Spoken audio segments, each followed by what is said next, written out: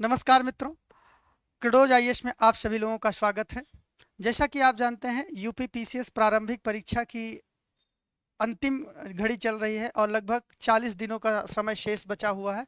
तो इन 40 दिनों में आपकी जो तैयारी है, आपके तैयारी की दिशा और दशा जो है वही आपके परिणामों को तय करेगी। और इन 40 दिनों में आप अपने आप को किस प्रकार से मिशन मोड में रखते हैं, वही चीज़ ये डिफाइन करेगी कि आपका जो पेपर है प्रारंभिक परीक्षा का, वो किस दिशा में जाएगा। तो इसी बात को ध्यान में रखते हुए एक बहुत ही टॉपर प्रूवन स्ट्रेटजी आप लोगों के साथ में शेयर करने जा रहा हूं कि आने वाले 40 दिनों को ना मानकर हम केवल 35 दिन का टारगेट लेके चल रहे हैं, क्योंकि 5 दिन हो सकता है कि किसी कारणवश आपकी पढ़ाई ना हो पाए, या रिलैक्स करने के लिए आप वीक में एक दिन का समय अपने लिए सुनिश्चित कर सकते हैं। क्योंकि अगर आप इतनी मेहनत करेंगे जिस हिसाब से आपको स्ट्रेटजी बताई जा रही है, तो उसमें रिलैक्स करने के लिए एक दिन का समय होना चाहिए। तो पूरे 35 दिनों में अगर आप 12 से 14 घंटे की मेहनत करने के लिए तैयार हैं और आपने पहले से कुछ पढ़ाई लिखाई की है, तो आप आसानी से पूरे पाठ्यक्रम को रिवाइज कर पाएंगे। और उस रिवीजन के लिए किस रणनीति को फॉलो करना है, कैसे आपको डेली बेसिस पे पढ़ाई करनी है, किन रिसोर्सेज का उपयोग करना है, उसके साथ साथ जो प्रीवियस ईयर क्वेश्चन पेपर्स रहे हैं उनके एनालिसिस के आधार पर आपको वो एरिया पे फोकस करना है जहां से ज़्यादा नंबर के प्रश्न पूछे जाते हैं। तो जितने भी आपके डाउट्स हैं लास्ट मोमेंट में आपकी तैयारी के लिए, उन सारी चीज़ों को हम यहाँ पर डिस्कस करने वाले हैं। तो रिवीजन को, ये जो रिवीजन है, ये 35 दिनों में आपके यूपी पीसीएस के प्रारंभिक परीक्षा के कंप्लीट सिलेबस कहा जा रहा है। तो इसमें हम जीएस और सीसेट दोनों चीज़ों की बात कर रहे हैं। जीएस को और सीसेट को आप कंप्लीटली कैसे रिवाइज कर लेंगे और इतने ही कम समय में आप इसको कर सकते हैं आसानी से। मैं अभी आपको करके दिखाऊंगा कि कैसे आपको इसको करना है। ठीक है, तो ये लास्ट 35 डेज स्ट्रेटजी है फॉर यूपी पीसीएस प्रारंभिक परीक्षा 2024 के लिए। तो एक चीज़ से तो आप अवगत ही हैं, इन सारी चीज़ों के बारे में बहुत ज़्यादा डिटेल बताने की ज़रूरत नहीं है कि यूपी पीसीएस प्रारंभिक परीक्षा में 2 पेपर होते हैं। पहला पेपर का होता है जनरल स्टडी पेपर 1, जिसमें कि 150 प्रश्न पूछे जाते हैं और कुल अंक होता है 200 का। ठीक है, टाइम इसके लिए 2 घंटे का दिया गया होता है। दूसरा पेपर आपका सीसेट का होता है और सीसेट में आपके कुल 100 प्रश्न पूछे जाते हैं, 100 क्वेश्चंस पूछे जाते हैं सीसेट में। अगर अंकों की बात की जाए तो ये भी आपके 200 अंक का होता है और समय इसके लिए भी 2 घंटे निर्धारित है। और एक चीज़ यहाँ पे आप इम्पोर्टेंट जानते ही हैं कि अगर आप किसी भी प्रश्न को गलत करते हैं तो गलत के एवज में 1/3 जो है निगेटिव मार्किंग का प्रावधान यहाँ पर किया गया। और सेकेंड थिंग, जो आपका ये सीसेट का पेपर होता है, जो फाइनल मेरिट बनती है आपकी, उस फाइनल मेरिट में यहाँ पर इसको केवल क्वालिफाई करना रहता है, इसके आधार पर आपकी फाइनल मेरिट नहीं बनती। तो यहाँ पर आपको ध्यान देने की जरूरत है कि सीसेट और आपके पेपर 1 दोनों के लिए आपकी रणनीति अलग अलग होनी चाहिए। लेकिन इसका मतलब ये भी नहीं कि हम सीसेट को दरकिनार करेंगे, क्योंकि आप अगर एनालिसिस करके देखें, लोगों से मिलें, तो आपको पता चलेगा कि 90% ऐसे विद्यार्थी हैं जिनको बहुत अच्छा जीएस में होता है नॉलेज, लेकिन वो सीसेट की वजह से प्रारंभिक परीक्षा क्वालिफाई नहीं कर पाते हैं। तो ये भी एक बहुत बड़ा फैक्टर है जिसके बारे में हमें समझने की ज़रूरत है। तो इस चीज़ के बारे में आप अवगत ही हैं, इसमें कुछ ज़्यादा बताने की ज़रूरत नहीं है। लेकिन उसके पहले हम और चीज़ों के बारे में डिटेल डिस्कशन करें। हमें एक बार ये समझ लेने की ज़रूरत है कि यूपी पीसीएस प्रारंभिक परीक्षा जो सामान्य अध्ययन पेपर 1 है, उसके अंतर्गत जिन विषयों से प्रश्न पूछे जाते हैं उनका वेटेज क्या है। तो ये शायद स्क्रीन पे सही से शो नहीं कर रहा होगा, तो मैं आपको ले चलता हूँ अपने वेबसाइट के ऊपर। क्रिडोज द लर्निंग की वेबसाइट है आपकी, जिस वेबसाइट के बारे में आप लोग जानते ही होंगे, cridos.in। तो वहाँ पर हमने इस आर्टिकल को पब्लिश भी किया है। यहाँ पे आपको कुछ शो हो रहा होगा। तो यहाँ पे आपको मैं बता रहा हूँ कि जितने भी सब्जेक्ट हैं उन सब्जेक्ट के बारे में अगर परिचर्चा की जाए, तो यूपी पीसीएस प्रारंभिक परीक्षा के अंतर्गत कुल जो आपका जीएस वाला सेगमेंट है, उस जीएस में सब डिवीजन के साथ में, टोटल डिवीजन की नहीं, उसके सब डिवीजन के साथ में कुल मिला के 12 विषयों में इसको सब डिवाइड किया गया है। ठीक है, 12 सब्जेक्ट के अंदर इनको सब डिवाइड किया गया है। और वेटेज की बात की जाए तो जैसे आपका देखते हैं कि सामान्य विज्ञान एवं प्रौद्योगिकी की बात की जाए, तो हमने यहाँ 2016 से लेके 2023 तक हमने कंप्लीट एनालिसिस आपका दिखाया है कि किस टॉपिक से कितने नंबर का प्रश्न बनता है। ठीक है, अगर आप 2016 की बात करें तो साइंस एंड टेक्स से आप अगर देखेंगे, जनरल साइंस और टेक्नोलॉजी दोनों पार्ट इसमें आ जाता है। 2016 में 30 प्रश्न पूछा गया था, 17 में 23 पूछा गया था, और इसी तरह से आप देखेंगे तो हर साल 25, 29, 13, 21, 24 और 14 ओवरऑल अगर आप बात करें तो इन 8 सालों में 179 क्वेश्चंस टोटल पूछे जा चुके हैं। कहाँ से? सामान्य विज्ञान एवं प्रौद्योगिकी से। तो ओवरऑल अगर आप देखें इसका एवरेज एक मान के चलें तो लगभग 25 क्वेश्चन का आप ऑन एन एवरेज प्रिडिक्शन कर सकते हैं कि यहाँ से प्रश्नों की संख्या बन सकती है।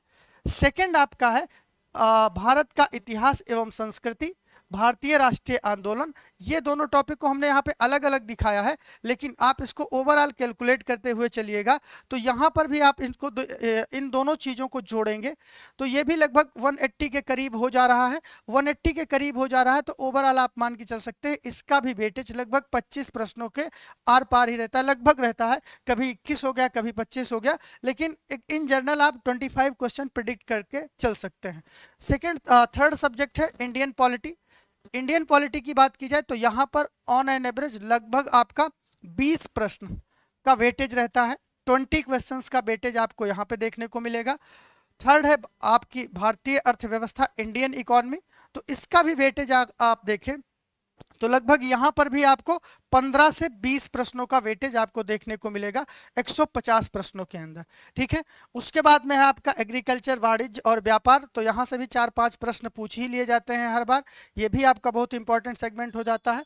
विश्व के भूगोल की बात की जाए तो भूगोल के अंदर आप ये मान के चलिए 25 से 28 क्वेश्चन का वेटेज रहता है, और इसके अंदर आप देखेंगे इंडियन और वर्ल्ड, साथ ही साथ यूपी का भी, जो यूपी स्पेशल होता है वहां से भी प्रश्नों के बनने की संभावना रहती है। उसके बाद में आपका है जो टॉपिक बनता है वो है आपका करंट अफेयर का, पर्यावरण का। तो पर्यावरण की बात की जाए तो 10 से 12 क्वेश्चन आपके पर्यावरण से देखने को मिलेंगे। 10 से 12 प्रश्न आपके पर्यावरण से रहेंगे। और उसके बाद में खेल और पुरस्कार की बात की जाए, अंतरराष्ट्रीय करंट अफेयर की बात की जाए तो करंट अफेयर के अंदर ये आपका एनवायरनमेंट का हो गया, और करंट अफेयर में भी आप 20 से 25 क्वेश्चन का वेटेज मान के चल सकते हैं। ठीक है, उसके बाद में आपका उत्तर प्रदेश विशेष हो गया, खेल हो गया, विविध हो गया, इनसे भी 4-5 नंबर के क्वेश्चन बनते हैं। तो ओवरऑल यहाँ से आपको एक जनरल अंडरस्टैंडिंग आ जाएगी कि किस सब्जेक्ट का कितना वेटेज है, और उस वेटेज को डिफाइन करने के बाद में ये आप प्रिपेयर कर सकते हैं कि आपका कौन सा सब्जेक्ट स्ट्रांग है और कौन सा सब्जेक्ट आपका वीक है। तो सबसे पहली चीज क्या हो जाती है कि आपके पास में जो यूपी पीसीएस का प्रीवियस ईयर क्वेश्चन पेपर है, उस प्रीवियस ईयर क्वेश्चन पेपर का कंप्रीहेंसिव एनालिसिस होना चाहिए। कंप्लीट एनालिसिस नहीं, कंप्रीहेंसिव एनालिसिस होना चाहिए। कैसे कंप्रीहेंसिव एनालिसिस होगा आपका कि आप year by year question paper को एक बार देख लीजिएगा, देख के तब आप अंदाजा लगाइएगा क्वेश्चन किस प्रकार से पूछा जा रहा है, क्या क्वेश्चन का वेटेज है। और इसके लिए आप लोग पूर्वावलोकन को फॉलो ही करते आ रहे हैं लंबे समय से। हमारे यूट्यूब चैनल के ऊपर ये सारी चीज़ें आपको फ्री में करवाई जा रही हैं, जो हमारे पेड बैचेस हैं वहाँ पर भी ये सारी चीज़ें की जा रही हैं। आप लंबे समय से पढ़ रहे हैं, सब्जेक्ट को लगभग कवर भी करवा दिया गया है। तो रिवीजन की स्ट्रेटजी पे हम लोग काम करेंगे, उसके लिए हमने यहाँ पर आपको वेटेज दिखाया है कि किस सब्जेक्ट का क्या वेटेज रहा है। ठीक है, अभी आप बिल्कुल मत घबराइए कि इस कौन सा सब्जेक्ट का वेटेज है, मैं आगे उस सारी चीज़ों को दिखाऊंगा। यहाँ पर आपको इन जनरल मैंने यहाँ पे इसलिए दिखा दिया है कि आप आके क्रेडोज जो है वो है credos.in वेबसाइट है, वहाँ पर जाएंगे तो वहाँ पे कंप्लीट स्ट्रेटजी दी गई है हर एक सब्जेक्ट के लिए, हर एक स्टेट पीसीएस एग्जाम के लिए। अब दूसरा जो आपका सेगमेंट होता है, दूसरा सेगमेंट आपका हो गया किसका? सीसेट का। सेकंड पेपर जो होता है, उस सेकंड पेपर में भी अगर आप वेटेज उठा के देखें तो उसके अंतर्गत कौन कौन से सब्जेक्ट आपके शामिल हैं, तो उनमें सबसे पहली चीज आपका आ जाता है सामान्य हिंदी और बोधगम्यता। दूसरा है सामान्य अंग्रेजी और कॉम्प्रीहेंशन। ठीक है, तीसरा है संप्रेषण और अंतर्वैयक्तिक कौशल। फोर्थ है आपका निर्णय और समस्या समाधान। फिफ्थ है आपका तार्किक विश्लेषण और योग्यता, सामान्य बौद्धिक योग्यता और प्रारंभिक गणित। ये आपके कुल मिला के 8 सब्जेक्ट यहाँ पर भी हो जाते हैं, 7 सब्जेक्ट यहाँ पर भी आपके हो जाते हैं।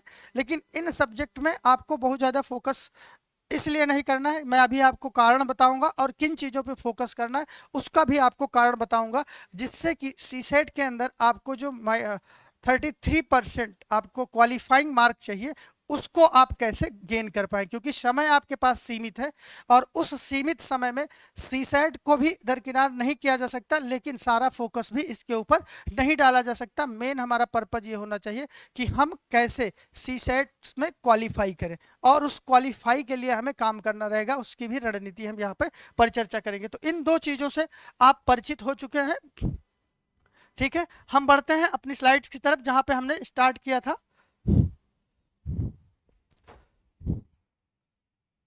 ठीक है, तो इस चीज को हमने वहां पर वेबसाइट पे दिखा दिया क्योंकि यहाँ पे बहुत छोटा दिख रहा था। दूसरी चीज आपको समझने की जरूरत है, ये प्रारंभिक परीक्षा के लिए जो आपका सीसेट वाला सेगमेंट है, उस सेगमेंट के बारे में भी हमने परिचर्चा कर ली। नेक्स्ट हम बढ़ते हैं, अगर हम पूरे सब्जेक्ट को इकट्ठा करके देखें, सारे सब्जेक्ट को इकट्ठा करके देखें, तो आपका ये आपका आ जाता है सामान्य विज्ञान, भारतीय इतिहास एवं संस्कृति, भारतीय राष्ट्रीय आंदोलन, राज्य व्यवस्था, अर्थव्यवस्था, भारतीय कृषि वाणिज्य एवं व्यापार, विश्व और भारत का भूगोल, जनसंख्या, पर्यावरण एवं नगरीय मुद्दे जो होते हैं वो, राष्ट्रीय और अंतर्राष्ट्रीय के जो घटनाएं होती हैं, करंट अफेयर वाला सेगमेंट आपका, खेल पुरस्कार, उत्तर प्रदेश विशेष, विविध और आपका सी सेट। ठीक है, ये तो ओवरऑल डिस्ट्रीब्यूशन हो गया। लेकिन अगर आप इसको समराइज करें तो जैसे विज्ञान के अंदर आपका सामान्य विज्ञान में आपका हो गया फिजिक्स, केमिस्ट्री, बायोलॉजी, आपका साइंस एंड टेक्नोलॉजी, ये चार सेगमेंट इसके अंतर्गत आ जाते हैं। लेकिन इन चारों को आपको नहीं पढ़ना है, कुछ सिलेक्टेड चीज़ों के बारे में आपको पढ़ना, मैं बताऊंगा कैसे। ठीक है, इतिहास हो गया, तो इस इतिहास के अंदर आपका प्राचीन भारत का इतिहास, मध्यकालीन भारत का इतिहास, आधुनिक भारत का इतिहास, इन सारी चीज़ों के ऊपर पढ़ना रहता है। उसी में इतिहास के ही अंतर्गत आपका कला और संस्कृति वाला पार्ट भी आ जाता है, जिसको हम प्राचीन भारत के इतिहास के साथ इंटीग्रेट करके पढ़ेंगे। तो वो सारी चीज़ें हो गई। आपका पॉलिटी वाला सेगमेंट हो गया, अर्थव्यवस्था हो गया, भूगोल हो गया, पर्यावरण हो गया। तो ये कुल मिला के जो ये 8 सब्जेक्ट है, ये जीएस पेपर 1 के लिए इंपॉर्टेंट हो जाते हैं। ठीक है, और इन सेगमेंट पे आपको फोकस करना है। दूसरा, ये आपका जो रेड करके यहाँ पे दिखाया गया है, ये आपका सी सेट के लिए हो गया। ठीक है, ये क्या हो गया, ये सी सेट के लिए आपका हो गया, और ये आपका जीएस पेपर 1 के लिए। तो इन दोनों चीजों को अगर आपके पास में लास्ट के 35 दिन बचे हुए हैं, और इन 35 दिनों में आप सब सारी चीजों को कवर कैसे कर पाएंगे, इस चीज को हम समझे। उसके पहले एक और महत्वपूर्ण चीज हो जाती है जो कट ऑफ है।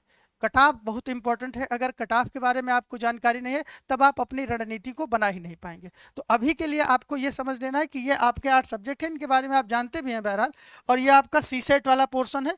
अब आपको समझने की जरूरत है जो कट ऑफ जारी किया जाता है, या जो कट ऑफ है, वो कट ऑफ की कैटेगरी वाइज क्या वेरिएशन रहा है पिछले 5-6 सालों में।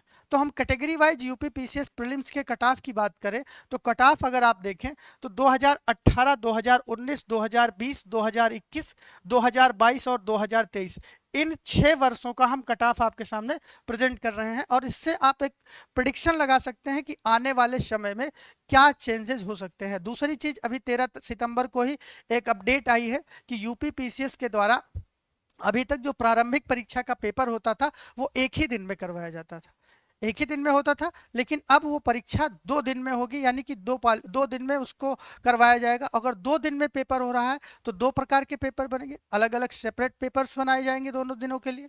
और दोनों दिनों के लिए अलग अलग पेपर बनाए जा रहे हैं। तो इसका मतलब ये हुआ कि दोनों के पेपर को एक समान वेटेज या एक समान मॉडरेट है, कठिन है, एक समान लेवल का नहीं बनाया जा सकता।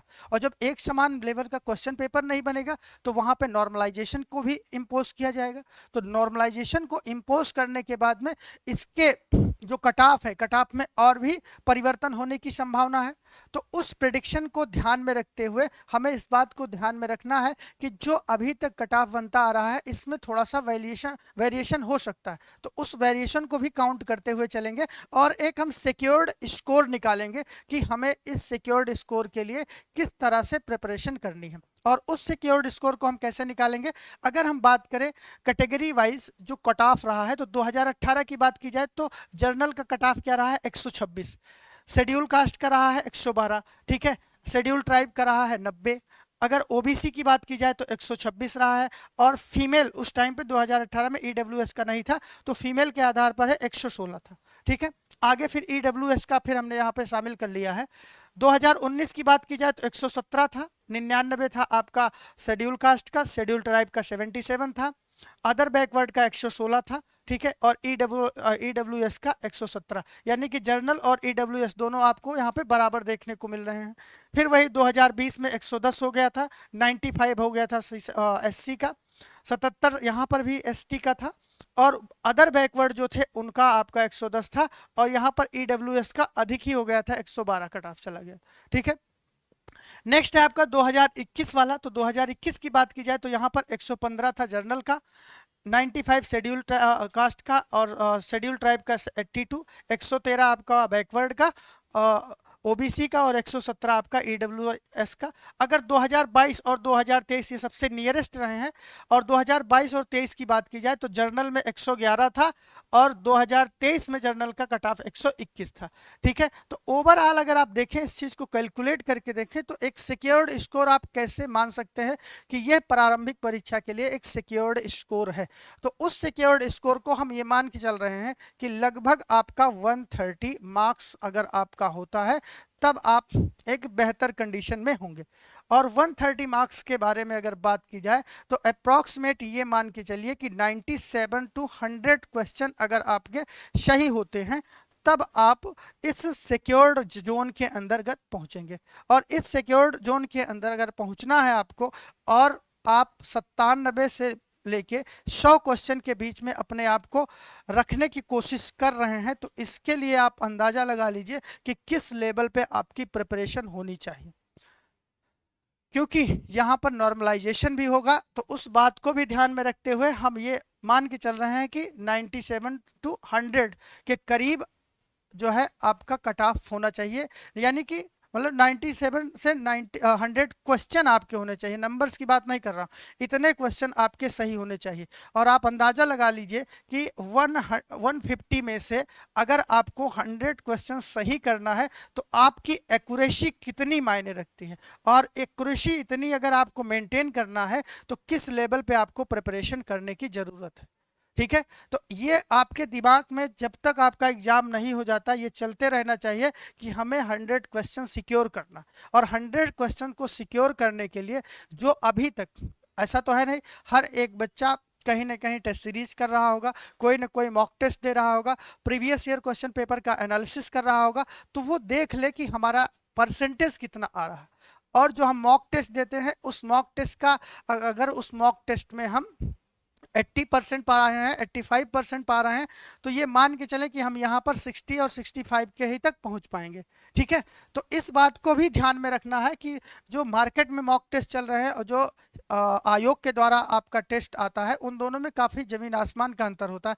कई बार होता है कि आप आयोग वाले में ज़्यादा नंबर पा सकते हैं, लेकिन कई बार ये संभावना रहती है कि आयोग वाले में कम नंबर पाने की संभावना होती है। क्योंकि आप देखे होंगे कि बहुत बार आपने जो आप बाहर के मॉक देते हैं, तो वहाँ पे आपने 100 क्वेश्चन, 110 क्वेश्चन, 120 क्वेश्चन, 125 क्वेश्चन तक आप सही कर ले जाते हैं, लेकिन आपका क्वालिफाई नहीं हो पाता है पीटी। तो क्या रीज़न है इसके पीछे? तो इसके पीछे रीज़न यही है कि कोई भी कितनी भी मेहनत कर ले, कोई भी इंस्टीट्यूट ओनर हो, कोई भी टेस्ट मॉक टेस्ट बनाने वाला हो, वो आयोग को कभी पा नहीं सकता। आयोग की अलग रणनीति होती है, हर बार वो कुछ ना कुछ उसमें परिवर्तन करता है, ठीक है। तो इस बात को ध्यान में रखते हुए हमारे पास क्या अस्त्र बचता है? हमारे पास केवल एक ही अस्त्र बचता है, वह है कि हमारी जो प्रिपरेशन है, उस प्रिपरेशन को एक कुशल मार्गदर्शन के माध्यम से, बेहतर रणनीति के माध्यम से हम सारी चीज़ों को पढ़ें और बेहतर तरीके से अपने आप को प्रिपेयर करें। अब अगर आप ध्यान से समझिएगा, अगर आपको 100 क्वेश्चन अटेम्प्ट करना है, 100 क्वेश्चन अटेम्प्ट करना अगर आप करके आते हैं, तब तो ऑब्वियस सी बात है कि आप 100 क्वेश्चन कर ही नहीं पाएंगे, आपका मार्क्स हो ही नहीं पाएगा। तो यहाँ पे कम से कम आपकी एक्यूरेसी बहुत अच्छी होनी चाहिए, और बहुत अच्छी एक्यूरेसी के ऊपर अगर आप 115 से 120 प्रश्न करते हैं, तब आप ये मान के चलिए कि आप सिक्योर्ड जोन में हैं, और क्योंकि यहाँ पर माइनस मार्किंग की व्यवस्था है उस कंडीशन में, ठीक है।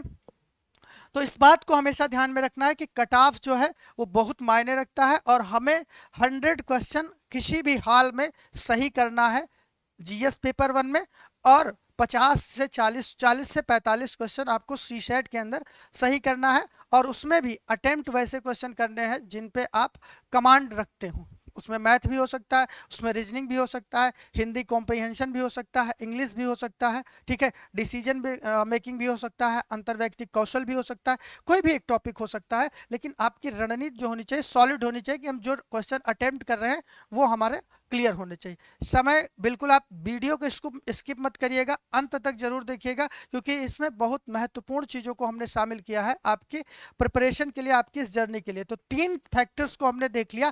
फर्स्ट फैक्टर कि क्वेश्चन पेपर का एनालिसिस, दूसरा सीसाइड पेपर का क्या एनालिसिस है, और थर्ड ये जो आपका कट ऑफ है ये। तो इन तीनों चीज़ों के आधार पर हमें ये क्लियर हो गया कि हमें ऐसा कोई सब्जेक्ट नहीं है जिसको हमें दरकिनार करना है। पहली चीज अपने माइंडसेट में ये क्लियर कर लेनी है कि हम किसी भी सब्जेक्ट को छोड़कर नहीं जाएंगे। हर एक सब्जेक्ट के ऊपर हमको मेहनत करके जानी है, हर एक सब्जेक्ट के ऊपर हम पूरा कमांड बना के जाएंगे।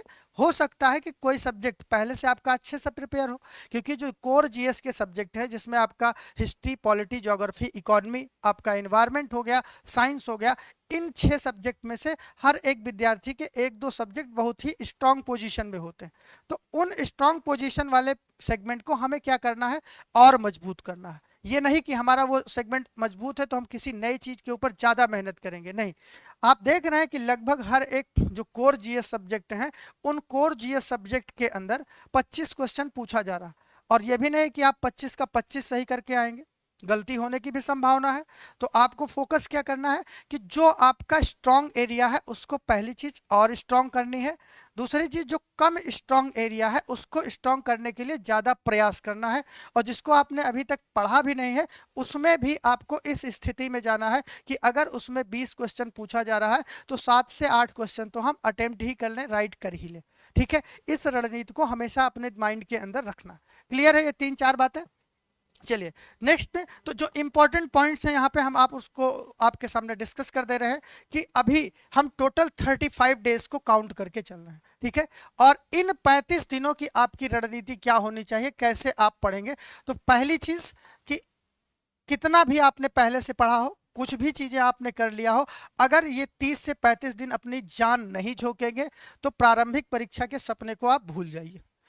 थोड़ा सा हार्श वर्ड है लेकिन इसको आप मान लीजिए कि इन 35 दिनों में आपको लगभग 10 से 12 घंटे, 10 से 12 घंटे, ये तो मैं नॉर्मल कह रहा हूं, अगर आपकी कैपेसिटी बनती है तो 12 से 14 घंटे भी आप पढ़ सकते हैं, कोई हर्ज नहीं है।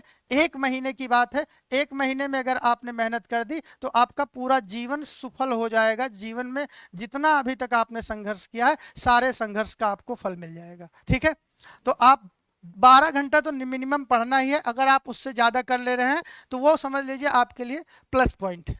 12 से 14 घंटे की स्ट्रेटजी, रणनीति आपकी होनी चाहिए, और तभी आप कवर भी कर पाएंगे। आपने सब कुछ पढ़ लिया है, 10 बार पढ़ लिया है, लेकिन रिवीजन नहीं करेंगे ना तो आपको उसका खामियाजा भुगतना पड़ेगा। और आप अभी हाल ही में देखे होंगे ओलंपिक के अंदर कि केवल 100 ग्राम का वेट ज़्यादा होने की वजह से उसको डिस्क्वालीफाई कर दिया गया है। क्यों? यह डिसिप्लिन होता है, ये खेल का नियम होता। तो यूपी पीएससीएस का यही बात है कि अगर आपका 0.001 मार्क्स भी कम हुआ तो आप क्या हो गए, डिस्क्वालीफाई हो गए, और आपको पुनः उतनी ही मेहनत करनी पड़ेगी जितना आपने पिछले 1 साल में किया है। तो इसलिए अभी आपके पास में क्या है, समय है, 30-35 दिन का समय बचा हुआ है।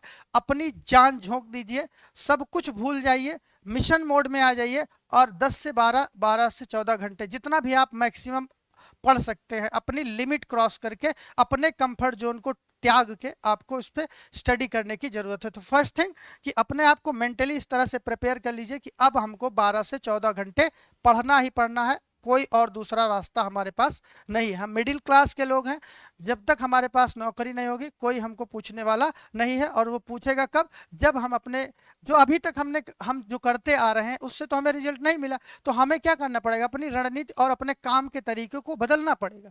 और वो बदलेगा कैसे, जब हम कहते हैं ना कि बैल की तरह मेहनत करेंगे। बैल की तरह मेहनत करने का मतलब कि जी जान से मेहनत करना, दिमाग खोल के करना है, बैल की तरह नहीं करना है, ठीक है। तो ये आपको 35 दिनों में ये आपकी रणनीति होनी चाहिए पहले कि हमें मेंटली प्रिपेयर होकर 12 से 14 घंटे पढ़ना है। अब उसके लिए आप कैसे करते हैं वो आपके ऊपर डिपेंड करता है।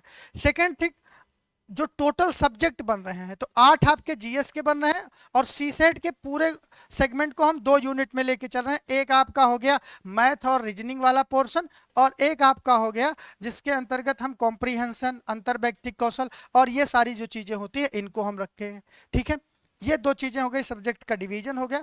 और यहाँ पर आपको क्या करना है, दूसरी रणनीति, कि कई बार क्या होता है स्टूडेंट एक सब्जेक्ट को एक दिन में नहीं पढ़ पाते, तो वो अभी जो मैं रणनीति बताऊंगा उस रणनीति में आप उसको फॉलो कर सकते हैं अल्टरनेट डेज के अकॉर्डिंग भी, और आप सिंगल सब्जेक्ट को लेके भी पढ़ सकते हैं, वो आप अपने हिसाब से चूज कर लीजिएगा, उसमें मैं कोई इनपुट आपको दूंगा भी नहीं। ठीक है, वो आपकी चॉइस है, आप 2 सब्जेक्ट को एक साथ लेके चल सकते हैं, या आप सिंगल सब्जेक्ट को पकड़िए 4-5 दिन में उसको कंप्लीटली खत्म कर दीजिए, फिर दूसरा सब्जेक्ट पकड़िए, तो ऐसे भी आप कर सकते हैं। और अगर आप 2 सब्जेक्ट एक साथ लेके चलना चाहें तो आप उसको भी कर सकते हैं, वो आपकी चॉइस के ऊपर डिपेंड करता है। ठीक है, दूसरी, आपको जो करंट अफेयर है, करंट अफेयर के लिए ध्यान से हमारी बात को समझिएगा, करंट अफेयर के लिए इन 35 दिनों में आपको किसी भी तरीके से आपको कोई स्पेशल डे नहीं दिया जाएगा कि आपको करंट अफेयर करना है। करंट अफेयर को आप डेली बेसिस पे करते जाएंगे, चाहे 1 घंटे समय दीजिए, चाहे 2 घंटे समय दीजिए, वो आपके कन्वीनियंट के ऊपर डिपेंड करता है कितना आपने यहाँ पर 12 या 14 घंटे जो भी आपने चूज किया है उसके चॉइस के अकॉर्डिंग। अगर आपने 10 घंटे पढ़ाई कर रहे हैं तो आप 1 ही घंटे समय दीजिएगा, अगर आप 12-14 घंटे पढ़ रहे हैं तो वहाँ पर आप 2 घंटे का समय करंट अफेयर को दे सकते हैं। ठीक है, लेकिन करंट अफेयर का वेटेज आप जानते हैं कि कम से कम 20 से 30 क्वेश्चन के बीच में आने की संभावना रहती है, और बन भी सकता है, क्योंकि इस बार 2 पेपर बनेगा तो करंट अफेयर का वेटेज ठीक ठाक रहेगा, इस बात को आप गांठ बन के रख लीजिए। ठीक है, नॉर्मलाइजेशन और 2 शिफ्ट में पेपर, 2 दिन में पेपर होने का मतलब कि करंट अफेयर का वेटेज इस बात बढ़ेगा। इस वीडियो को आप क्लिप सेव कर लीजिएगा, एग्जाम के बाद हम आपसे मिलेंगे। ठीक है, करंट अफेयर का वेटेज यहाँ पर बढ़ने वाला है। दूसरी चीज, अगर आप अभी न्यूज़पेपर पढ़ते आ रहे हैं, ठीक है, न्यूज़पेपर रीडिंग करते हैं, तो अब आप उसको बंद कर सकते हैं। ठीक है, ये समय आ गया है न्यूज़पेपर रीडिंग को बंद करने का। अगर आप कोई मेंस आंसर राइटिंग का प्रोग्राम कर रहे हैं, और क्रेडोज आईएएस पे जो मेंस आंसर राइटिंग का प्रोग्राम 120 दिनों का चल रहा था उसको भी क्लोज कर दिया गया है अभी पीटी एग्जाम तक के लिए। दूसरी चीज, अगर आप कोई मेंस की टेस्ट सीरीज कर रहे हैं तो अभी भी उसको आपको रोक देने की जरूरत है, क्योंकि अगर प्रीलिम्स ही क्वालिफाई नहीं करेंगे तो मेंस की टेस्ट सीरीज को देने का कोई मतलब नहीं है। तो न्यूज़पेपर, मेंस और ये सारी चीज़ों को क्लोज करने का समय आ गया है। ठीक है, और क्या करना है, try to revise all subject, सभी सब्जेक्ट को आपको रिवाइज भी करना है। और यहाँ पर क्या कर सकते हैं, उस रिवीजन के दौरान और या अभी तक जो आपने पढ़ा है उस पढ़ाई के दौरान आपने हर एक सब्जेक्ट के नोट्स भी बनाए होंगे। जिन्होंने नोट्स नहीं बनाए हैं उनको भी परेशान होने की ज़रूरत नहीं है, आप बुक से भी आप रिवाइज कर सकते हैं। रिवीजन करने का तरीका बेहतर होना चाहिए। ठीक है, तो ये कुछ इंपॉर्टेंट पॉइंट्स थे। अब हम बात करेंगे कि जो आपके सब्जेक्ट हैं उन सब्जेक्ट को आपको प्रिपेयर कैसे करना है, आपकी रणनीति क्या होगी, और क्या रिसोर्स होंगे, कितने दिन आपको एक सब्जेक्ट के ऊपर लगाना चाहिए अगर आप उसको बेहतर तरीके से रिवाइज करना चाहते हैं तो। ठीक है, यहां से आपकी वीडियो बहुत ही इंपॉर्टेंट होने वाली है, स्किप करके भी यहां पे आ सकते हैं सीधा, और इसके नीचे हम बुक के नीचे जो वीडियो अपडेट की जाती है तो उसमें टाइमर में सेट करवा दूंगा, जहां से आप डायरेक्ट यहां पर आ सकते हैं रणनीति से कि क्या आपको करना है। जो अभी तक चीज़ें बताई गई इसमें बहुत सारी चीज़ें हैं कि नॉर्मल बच्चे जानते हैं, बहुत सारे बच्चों को ज़रूरत नहीं होती है। ठीक है, तो पहले हम पहला सब्जेक्ट इंडियन पॉलिटी से ही शुरुआत करते हैं। हर एक स्टूडेंट का फेवरेट सब्जेक्ट होता है, सबको इस पे नॉलेज रहती है, लेकिन सबसे ज़्यादा प्रश्न यहीं पे गलत भी करते हैं। क्यों? क्योंकि रीजन है इसका, ये देखने और समझने में तो आसान लगती है लेकिन होती नहीं है। ठीक है, कंफ्यूजन बहुत ज़्यादा होता है इस सेगमेंट के अंदर। तो इसमें मैं आपको ये कहूँगा कि इसको आप लगभग 5 दिन का, मैक्सिमम 5 दिन का आप समय निर्धारित करिए कि हमें इंडियन पॉलिटी को रिवाइज करने के लिए 5 डेज फिक्स है। और ये 5 डेज अगर आप सिंगल सब्जेक्ट लेके चल रहे हैं तो, अगर आप 2 सब्जेक्ट लेके चल रहे हैं तो दूसरा कोई सब्जेक्ट देख लीजिएगा जिसमें 5 से 6 दिन का समय लगेगा, उसको लेके चलिए, तो इसको आप 10 दिन कर दीजिएगा। लेकिन हमारा जो मानना है वो बेहतर रणनीति यही होगी कि आप इंडियन पॉलिटी पकड़िए। इंडियन पॉलिटी के सबसे पहले अपनी जर्नी को स्टार्ट करने से पहले, रिवीजन शुरू करने से पहले एक बार आपके पास में एक बढ़िया सा क्या होना चाहिए, नोट्स होना चाहिए। और उस नोट्स के ऊपर आप पहले दिन, मान के लिए नोट्स आपने लिया और एक पेज के ऊपर शुरुआत आप करेंगे, ये आपका डे 1 हो गया, ठीक है। और इस डे 1 से आप पहला काम कि अर्थव्यवस्था को शुरू करने से पहले अर्थव्यवस्था के प्रीवियस ईयर क्वेश्चन पेपर 6 साल का 8 साल का आपको करना है, केवल 8 साल का। और 8 साल में अभी हमने आपको दिखाया कि कितने क्वेश्चन अभी तक पूछे गए हैं, मैक्सिमम 180 200 क्वेश्चन तक ही पूछा गया। उन 200 क्वेश्चन के लिए पहली चीज आपने क्या किया कि डे 1 पे आपने किसी भी सब्जेक्ट को शुरू करने से पहले डे 1 आपने डाला, यहाँ पे आप डालिए 2016। और 2016 में पहला क्वेश्चन किस टॉपिक से था, वो टॉपिक का नाम आप, दूसरा क्वेश्चन किस टॉपिक से था, उस टॉपिक का नाम, तीसरा क्वेश्चन किस टॉपिक से था, उस टॉपिक का नाम। इस प्रकार से आप 200 नंबर यहाँ पे आप लिख लीजिए। लिखने के बाद इधर आपके पास में थोड़ा सा स्पेस होना चाहिए, ठीक है। और उस स्पेस में करने के बाद में आपका दूसरा स्टेप क्या होना चाहिए कि आप चेक करिए कि इस टॉपिक पे जो प्रश्न पूछा गया है उस पे हमारी नॉलेज कितनी है। इन सारी क्रियाओं को करने के लिए मैक्सिमम आपका 4 घंटे का समय लगेगा। कितने घंटे का, 4 घंटे का समय लगेगा, लेकिन आप पूरे सब्जेक्ट के ऊपर अपनी कमांड स्टैब्लिश कर लेंगे, ठीक है।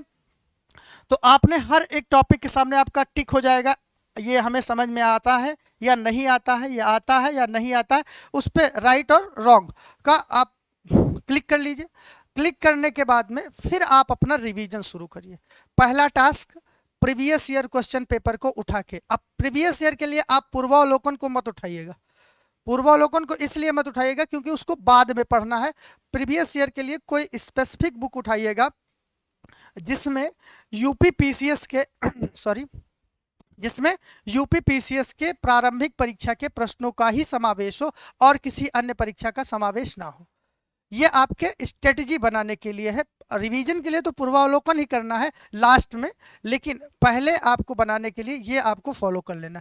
इससे क्या हो जाएगा, एक कंप्लीट ग्रिप बन जाएगी टॉपिक्स के ऊपर, कौन से टॉपिक्स पूछे जाते हैं, ठीक है। तो पहला टास्क आपका हो गया कि प्रीवियस ईयर की लिस्टिंग आपको तैयार कर लेनी है। एक काम हो गया, ये आपका 4 से 5 पेज में जाएगा। 4 से 5 पेज के बाद में आप 2 से 3 पेज आप छोड़ दीजिएगा, ठीक है। और वो 2-3 पेज आपको क्यों छोड़ना है, क्योंकि ऐसा तो है नहीं केवल 180 या 200 प्रश्न पूछे गए हैं तो इंडियन पॉलिटी में केवल 200 टॉपिक ही हैं। कई सारे प्रश्न रहेंगे जो कि एक ही टॉपिक से रिलेटेड रहेंगे। अब टॉपिक भी आप कैसे लिखेंगे, ऐसा नहीं कि आपका प्रियम्बल से कोई प्रश्न पूछा गया तो हर बार आप प्रियम्बल लिखते जाएंगे, नहीं। प्रियम्बल के किस कॉन्सेप्ट से है, न्याय से पूछा जा रहा है, बंधुता से पूछा जा रहा है, ठीक है, किस टॉपिक से पूछा जा रहा है, किस थीम के ऊपर पूछा जा रहा है, प्रियम्बल पार्ट है कि नहीं है, जिस थीम पे पूछा जा रहा है उस थीम को प्रियम्बल फला टॉपिक, प्रियम्बल फला टॉपिक, प्रियम्बल फला टॉपिक, फंडामेंटल राइट फला टॉपिक, इस तरह से उसको आप सेग्रीगेट करते चले आएंगे। तो जब आप, इससे क्या होगा कि आपको पता चल जाएगा कि बेसिकली मैं कमजोर कहाँ पर हूँ। और जब आपको अपनी कमजोरी पता चल जाती है तभी आप उसको इम्प्रूव कर पाते हैं, तभी इम्प्रोमाइज कर पाते हैं, ठीक है। तो इम्प्रोमाइज करने के लिए पहला टास्क आपका हो गया कि प्रीवियस ईयर क्वेश्चन पेपर को आपने एनालिसिस करके एक लिस्ट अपनी तैयार कर ली, पंच करके अपने पास रख लिया। एक नोट्स दूसरी होनी चाहिए जिसको आपको अपने पास में रखना है, ठीक है। और फिर आप सीधा M Laxmikanth book, nothing else, कुछ भी आपको और उठाने की जरूरत नहीं है, ना कोई और चीज आपको फॉलो करने की जरूरत है। अगर आप फॉलो करते हैं तो दूसरा एलिमेंट क्या हो सकता है फॉलो करने का, वो आपका बनाया हुआ सेल्फ नोट। अगर आपने कोई नोट्स बनाया है तो उस चीज को फॉलो करिए, बाकी किसी और चीज के ऊपर परेशान होने की जरूरत नहीं है। अब आप कहेंगे कि सर इतनी मोटी लक्ष्मीकांत जिसको हमने पहली बार में 2 महीने में पढ़ा था, 3 महीना लग गया था, हम इसको 5 दिन में कैसे रिवाइज करेंगे।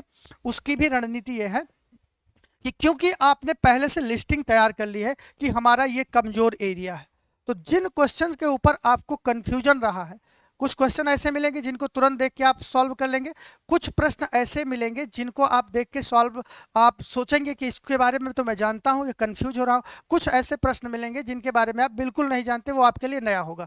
तो रणनीति क्या होगी रिवीजन की, वो जिन क्वेश्चंस के ऊपर आपको कंफ्यूजन हो रहा है पहले उनको करिए।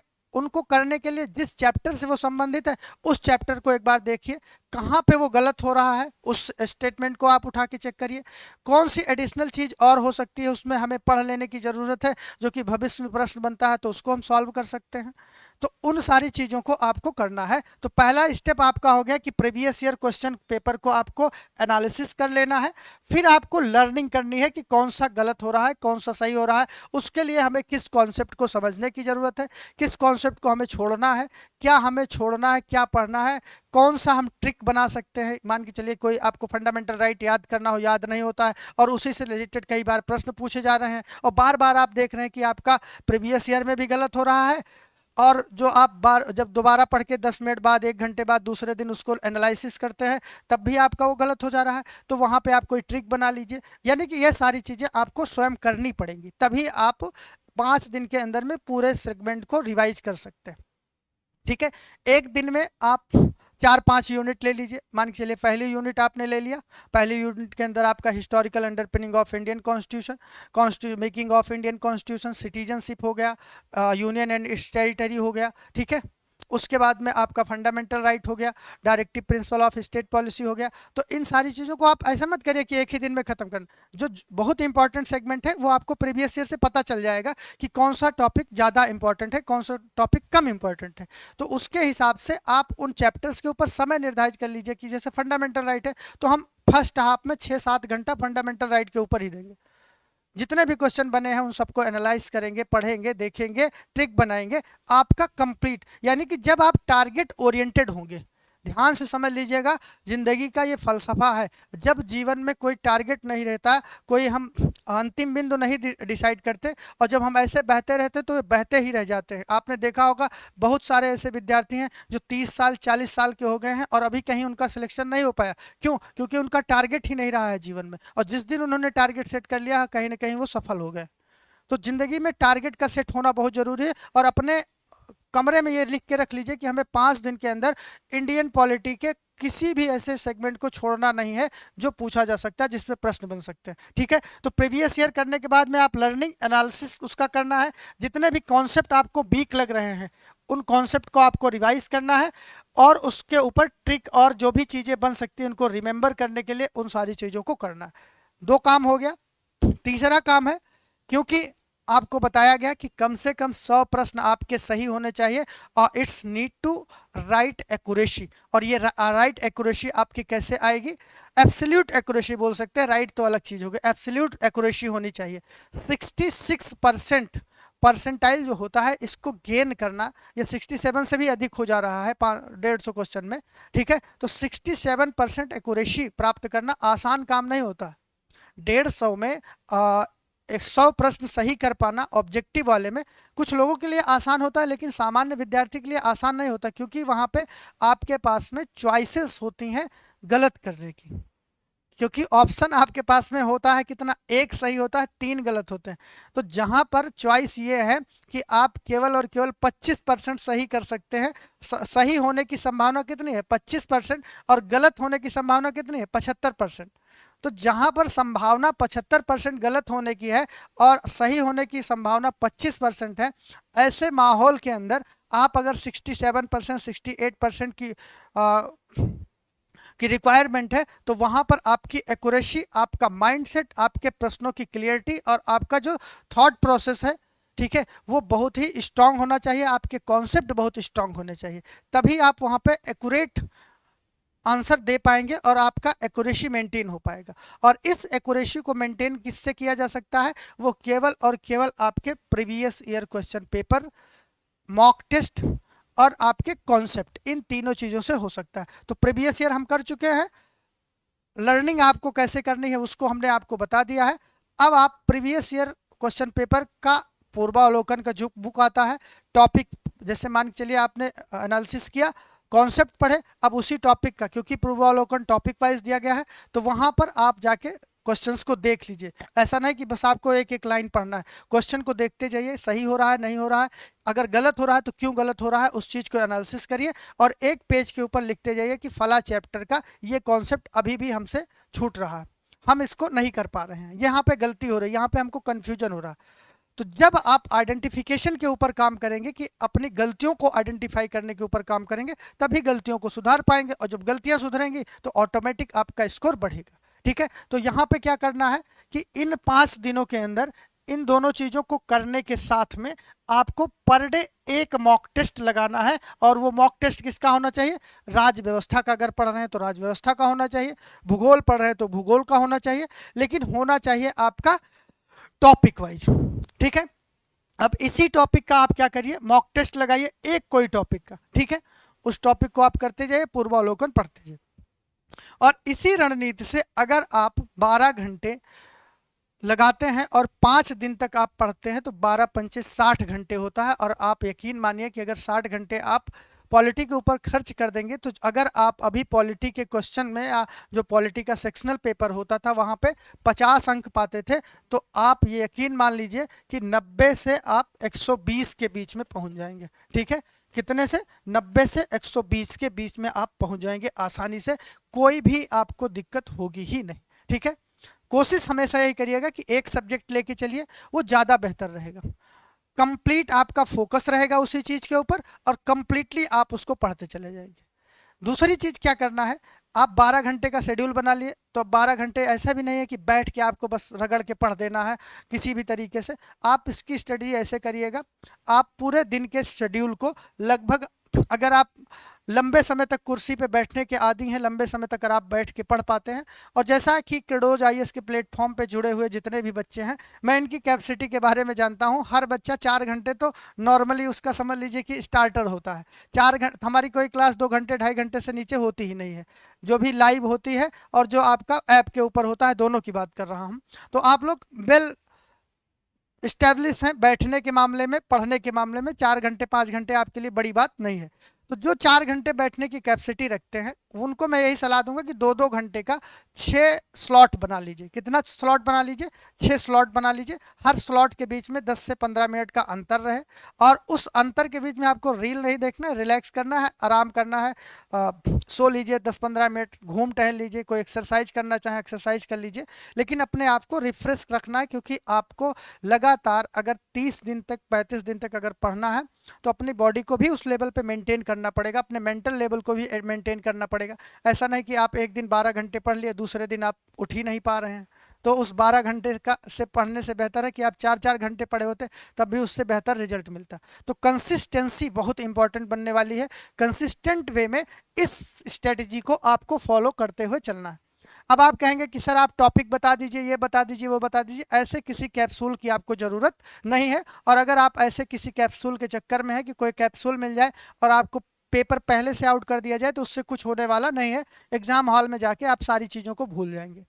जब तक आप इसको सेल्फ नहीं करेंगे, अपने आप नहीं करेंगे, वो आपके दिमाग में बैठ ही नहीं सकता। जैसे मैं चाहूँ तो मैं आपको लिस्ट बना के दे सकता हूँ, और लिस्ट बना के आपको हमने दे दिया, और उस लिस्ट को आप पढ़ना चालू कर दिए, और पढ़ने के बाद में वीडियो में आप देख रहे हैं, फिर आधे आधे समय आपको नींद आने लगती है, ये करने।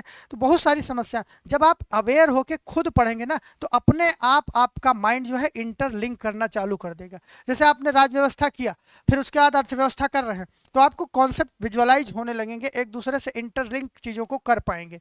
तो स्वयं करिएगा। मैं इसको करके आपको आसानी से दे सकता हूँ, लेकिन मैं नहीं चाहता हूँ कि आपको वो बना बनाया कैप्सूल मिले और जो आपको अपंग बनाए।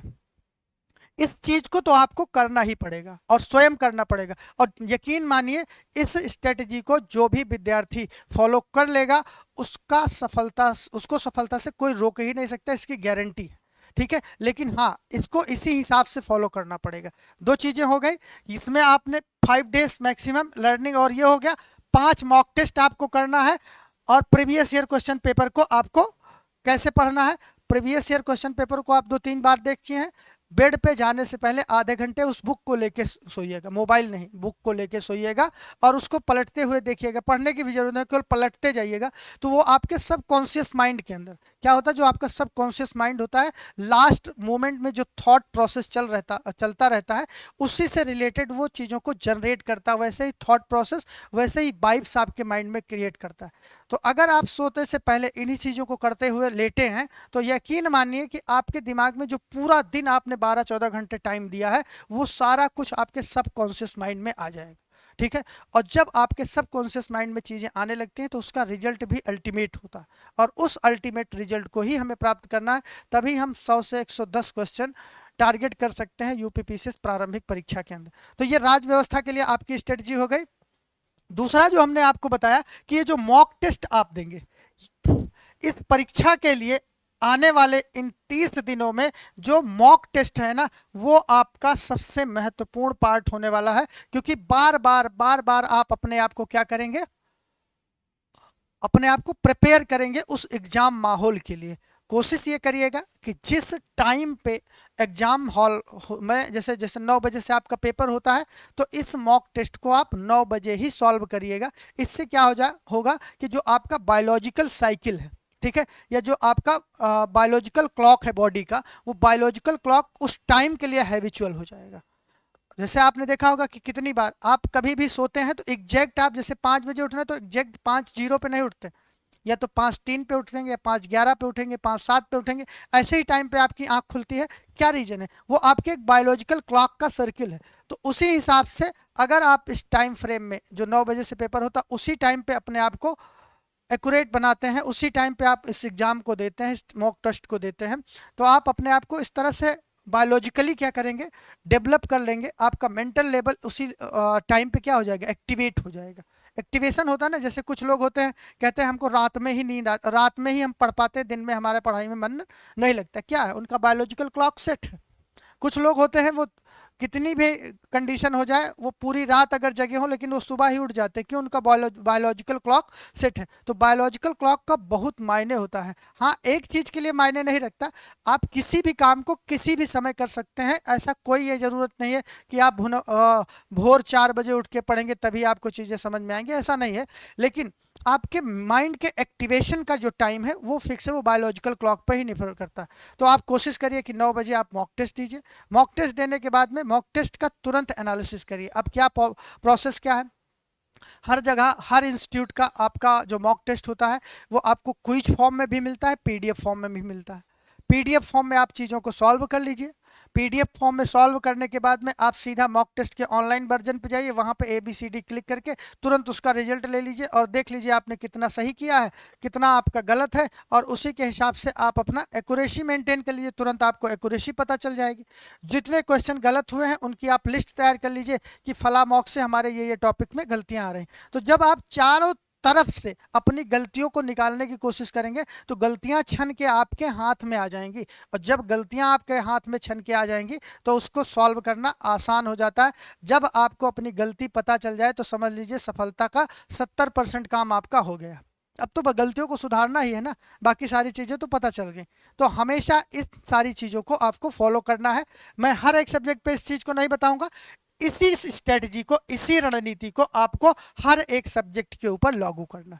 ठीक है, जैसे आपने पॉलिटी के लिए सारे काम किए हैं वैसे ही आपको अर्थव्यवस्था के लिए आपको करना है। अब अर्थव्यवस्था के लिए हमने यहाँ पे 6 दिन अलॉट किया है। 6 दिन हमने इस वजह से अलॉट किया है कि अर्थव्यवस्था एक ऐसा सेगमेंट है जनरली आउटडेटेड माना जाता है एग्जामिनर स्टूडेंट के बीच में। जो हिंदी मीडियम बेल्ट है उसके लिए तो थोड़ा सा और मुश्किल वाला वो होता है। तो अर्थव्यवस्था के लिए आपको 6 दिन का समय दिया जा रहा है। अर्थव्यवस्था में आप 6 दिन समय लगाइए और इसी रणनीति को फॉलो करते हुए इसको करिएगा। अर्थव्यवस्था की मैं सीरीज़ भी चालू करूँगा, 2 ही घंटे का समय रहेगा।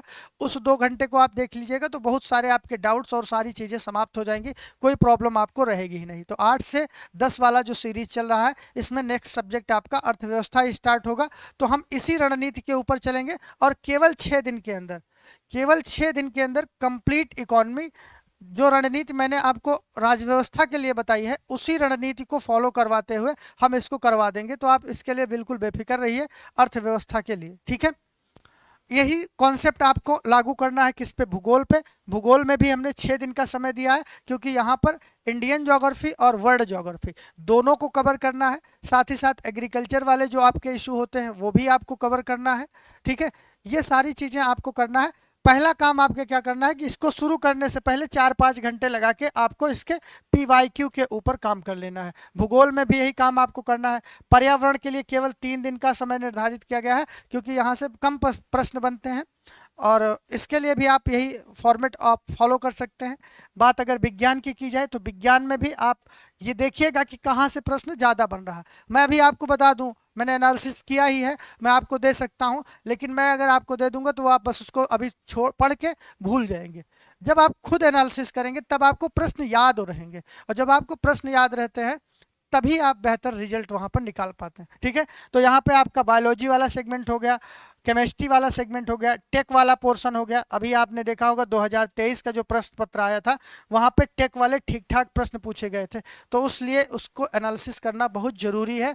और हम आपको ये सारी चीज़ें करवाएंगे भी, साइंस एंड टेक के ऊपर कुछ चीज़ें आपको मिलेंगी भी यूट्यूब के ऊपर, लेकिन जो प्रिपरेशन है पहले से वो आपको करनी है इसके। ठीक है, 4 विज्ञान के लिए 4 दिन मैक्सिमम आपको लगाना है। ठीक है, अगर बात इतिहास की जाए तो इतिहास के लिए मैक्सिमम 6 डेज को अलॉट किया गया है। सेम स्ट्रेटजी आपको यहाँ पे फॉलो करते हुए चलना है। उत्तर प्रदेश विशेष की बात की जाए तो इसको आपको उत्तर प्रदेश विशेष को और करंट अफेयर को, इन दोनों चीज़ों को आप डेली बेसिस पे करते चलेंगे। 1 घंटे 1.5 घंटे का समय आपको निकाल लेना है।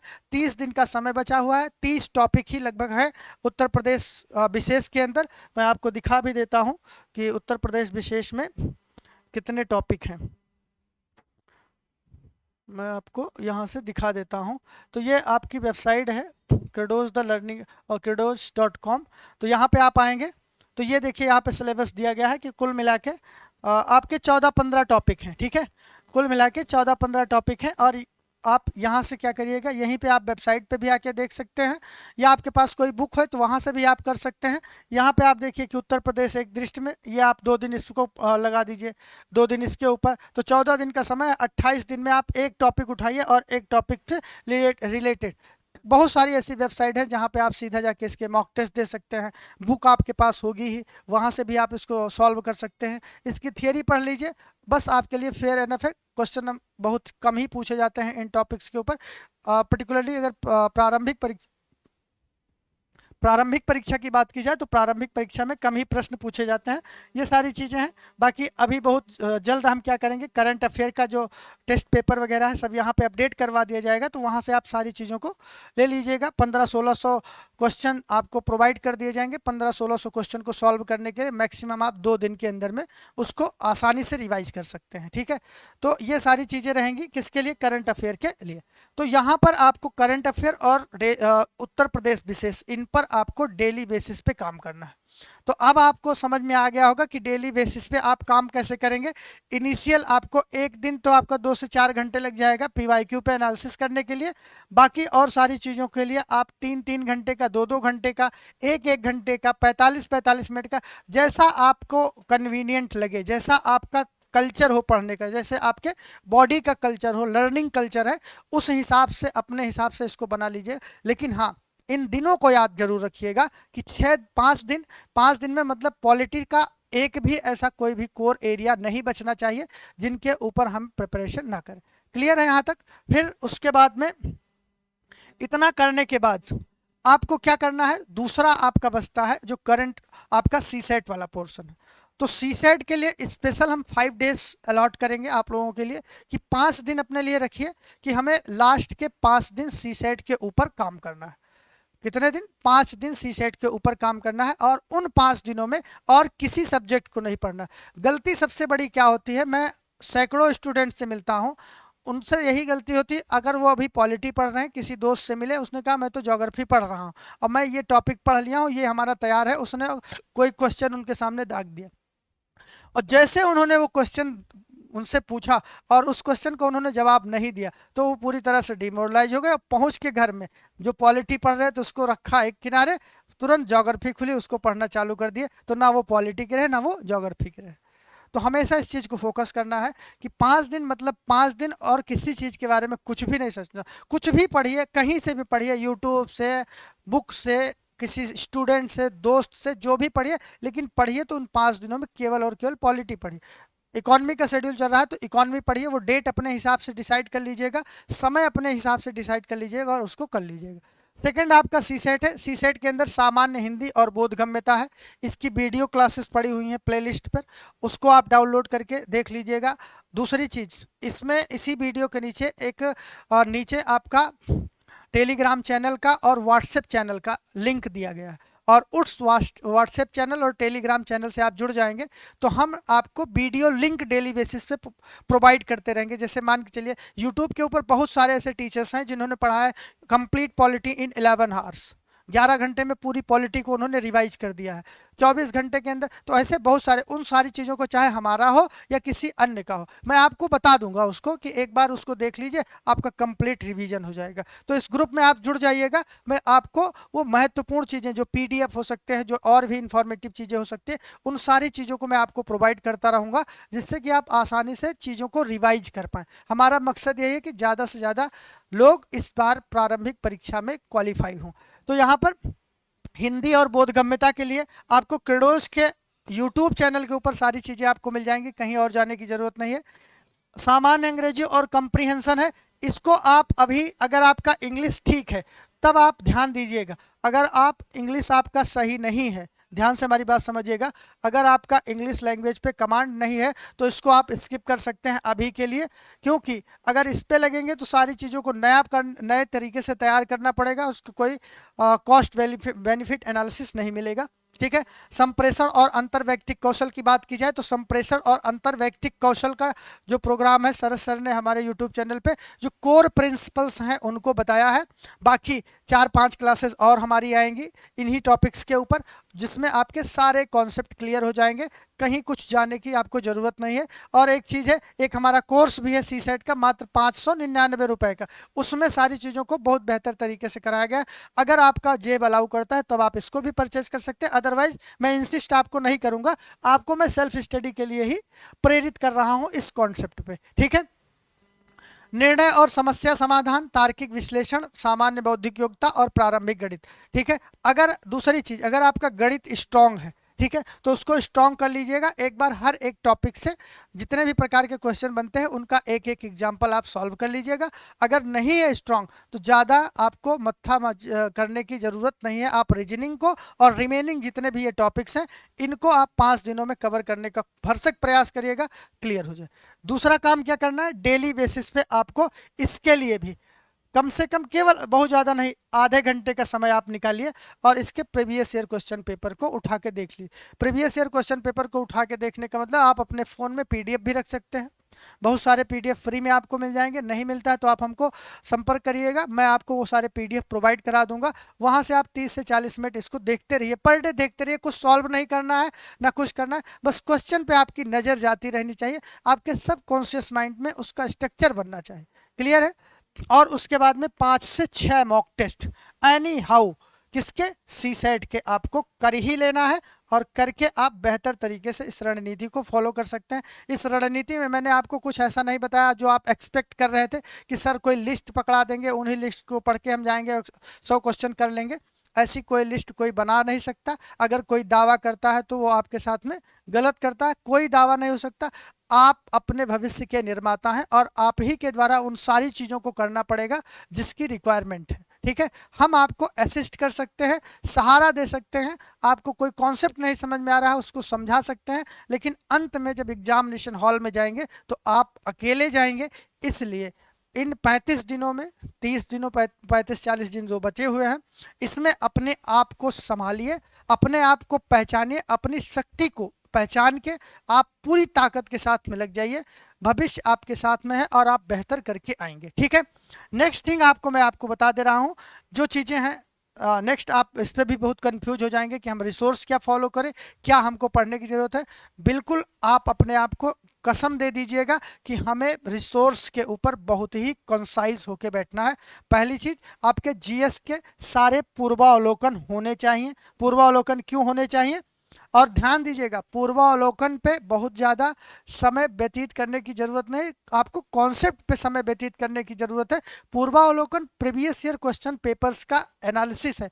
जितने भी प्रीवियस ईयर क्वेश्चंस आए हुए हैं उनका इकट्ठा आपको फॉर्मेट दिया गया और आप उसमें देखेंगे वहाँ पे नीचे दिया रहता है ना कि किस ईयर में कौन सा प्रश्न पूछा गया है। तो कुल मिला के 100 से 50 क्वेश्चन ही देखने को मिलेंगे जहाँ पर कई बार वो पूछे गए हैं, और एक परीक्षा में एक क्वेश्चन एक बार से ज़्यादा नहीं पूछा गया, ये भी चेक कर लीजिएगा पूर्वावलोकन में। तो उस पर जान देने की ज़रूरत नहीं है। जान किस पे देने की ज़रूरत है, इस चीज़ के ऊपर जो आपका कोर स्टडी मटेरियल है। ठीक है। और इस कोर स्टडी मटेरियल में आपका पॉलिटी के लिए एम लक्ष्मीकांत, अर्थव्यवस्था के लिए कोई भी एक एनसीईआरटी जिस्ट आप मंगवा लीजिएगा। एनसीईआरटी जिस्ट आपके पास में होनी चाहिए। अगर आपके पास में नहीं है तो अभी हाल ही में अरिहंत प्रकाशन की एक जिस्ट आई हुई है एनसीईआरटी की, उसको आप पढ़ लीजिए। उससे ज़्यादा कुछ पढ़ने की जरूरत प्रारंभिक परीक्षा के लिए नहीं है। भूगोल के लिए आपको महेश वर्णमाल, पर्यावरण और विज्ञान ध्यान से समझिएगा, इससे ज़्यादा और कुछ सोचना भी नहीं है आपको। पर्यावरण के लूसेंट और पर्यावरण जो जीएस की एक लूसेंट आती है, उस लूसेंट में पर्यावरण और विज्ञान के जो थियरी वाले कॉन्सेप्ट हैं, जो परिभाषाएं हैं, उन सारी चीज़ों को आपको याद कर लेना है, ठीक है। वहाँ से इन सारी चीज़ों को आपको पढ़ना, नथिंग एल्स। पर्यावरण और विज्ञान के लिए लूसेंट की जो जीएस आती है, जीके वाली बुक आती है, बस वहीं से तक आपको सीमित रखना है। बाकी करंट अफेयर से ज़्यादा प्रश्न पूछे जाते हैं पर्यावरण और विज्ञान से, ठीक है। तो यहाँ पर जो बेसिक आपकी थियरी है, उन सारे सेगमेंट के लिए आपके पास ये होना चाहिए। इतिहास के लिए आप फ्री हैंड हैं, जो भी आप अभी तक फॉलो करते आ रहे हैं उसमें से आपके पास में, लेकिन हाँ एक ही बुक रखिएगा। चाहे आप स्पेक्ट्रम रख रहे हो, चाहे आप बिपिन चंद्रा रख रहे हो, चाहे आप जो आपके प्राचीन भारत का इतिहास है, मध्यकालीन भारत का इतिहास है, वो हो।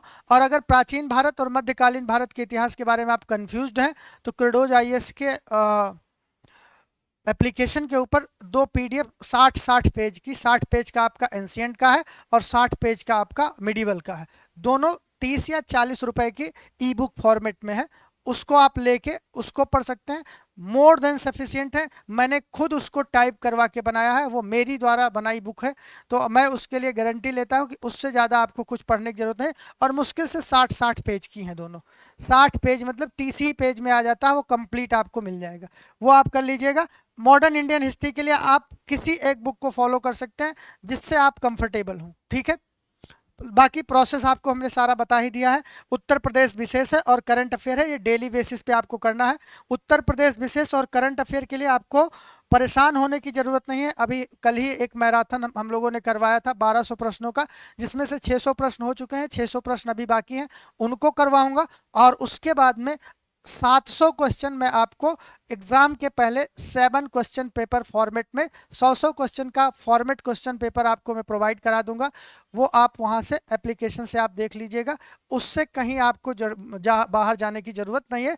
और ये जो 1200 क्वेश्चन हुए हैं, इनका भी पीडीएफ इस ग्रुप के अंदर जो आपको वीडियो के लिंक के नीचे दिया गया है वहाँ पे आपको मिल जाएगा। उसका क्विज फॉर्मेट भी आपको एप्लीकेशन पे मिल जाएगा, तो क्विज फॉर्मेट पे जाके अटेम्प्ट भी कर सकते हैं, पार्ट 1 पार्ट 2 पार्ट 3 करके। ऐसे 12 पार्ट के अंदर हम उसको वहाँ पे रिप्रेजेंट करा देंगे, तो उन 12 पार्ट को आप फ्री में अपडेट कर लीजिएगा, ठीक है। तो कुल मिला के आपको इस स्ट्रेटजी को फॉलो करना है, ठीक है। इस स्ट्रेटजी में कोई ऐसी नई चीज नहीं थी, बस आपको ये बताया गया था कि अब आपको अपने आप को केंद्रित कर लेना है, फोकस्ड कर लेना है टुवर्ड्स योर ट्रेजेक्ट्री, ठीक है। तो एक कहावत है कि टिल्टेड टुवर्ड्स ट्रेजेक्ट्री, क्या बोला जाता है, टिल्टेड टुवर्ड्स ट्रेजेक्ट्री, यानी कि जो अब ये रॉकेट है अपने पथ पे जाने के लिए तैयार होगा। और कब तैयार होगा, जब उस रॉकेट के अंदर जितनी भी कमियां थी वो सारी कमियां दूर हो जाएं। तो इन्हीं बातों के साथ में मैं अतुल मिश्रा आज की इस क्लास पे आप लोगों से विदा लेता हूं। और आप यकीन मानिए, इस चीज़ को अगर आपने फॉलो कर लिया तो आपको आपकी सफलता से कोई रोक नहीं सकता। क्रेडोज आईएएस ऑलवेज विद यू, और आपको बेहतर कंटेंट देते रहेंगे, ये हमारा आपसे प्रॉमिस है। Thank you.